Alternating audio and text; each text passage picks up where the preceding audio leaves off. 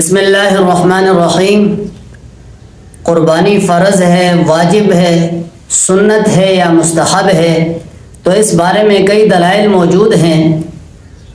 رب تعالیٰ قرآن کریم کے اندر ارشاد فرماتے ہیں فَصَلِّ لِرَبِّكَ وَانْحَرْ، اپنے رب کے لیے نماز پڑھیں اور قربانی کریں۔ اس آیت کے تحت مشہور مفسر قرآن علامہ قاضی ثناء اللہ پانی پتی رحمہ اللہ اپنی مشہور تفسیر مظہری کے اندر حضرت قتادہ، حضرت اکرمہ اور حضرت عطا رحمہم اللہ کا قول ذکر کرتے ہیں کہ یہ تینوں حضرات فرماتے ہیں کہ فصل لربک سے مراد عید کی نماز ہے اور وانحر سے مراد قربانی ہے۔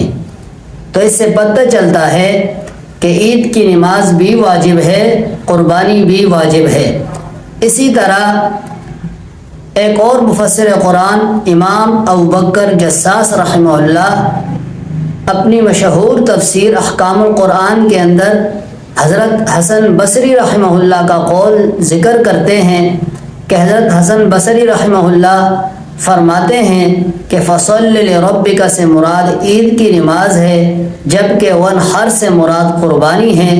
امام ابوبکر جساس رحمہ اللہ فرماتے ہیں اس سے دو باتیں معلوم ہوئیں، ایک یہ کہ عید کی نماز واجب ہے اور دوسرا یہ کہ قربانی بھی واجب ہے۔ سنن ابن ماجہ کے اندر ایک حدیث ہے، حضرت ابو ہریرہ رضی اللہ تعالی عنہ اس حدیث کے راوی ہیں۔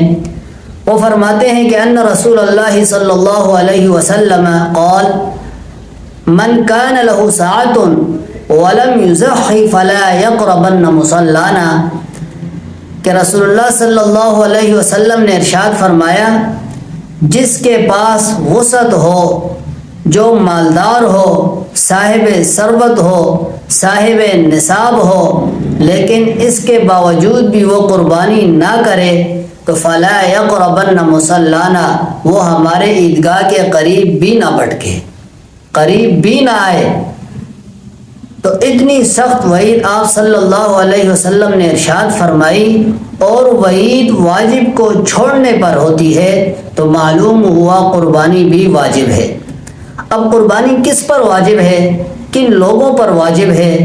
تو جن حضرات پر، جس مرد اور عورت پر قربانی واجب ہے ان کے اندر چار باتیں پائی جانا ضروری ہیں۔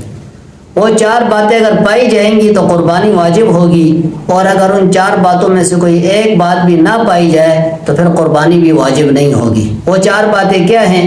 وہ یہ ہیں، نمبر ایک، مسلمان ہو، وہ شخص یا عورت دونوں میں سے کوئی ایک مسلمان ہو۔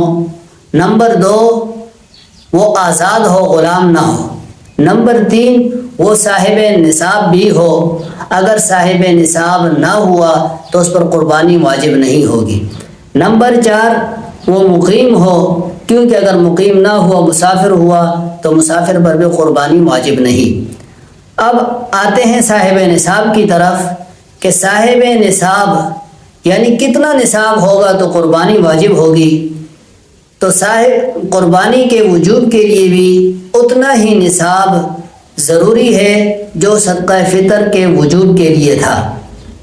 لہٰذا جس مرد و عورت کی ملکیت میں 7.5 تولہ سونا یا 52.5 تولہ چاندی یا نقدی مال یا تجارت کا سامان یا ضرورت سے زائد سامان میں سے کوئی ایک چیز یا کل کا مجموعہ یا ان میں سے بعض کا مجموعہ 52.5 تولہ چاندی کی قیمت کے برابر ہو تو اس شخص اور عورت پر بھی قربانی واجب ہوگی۔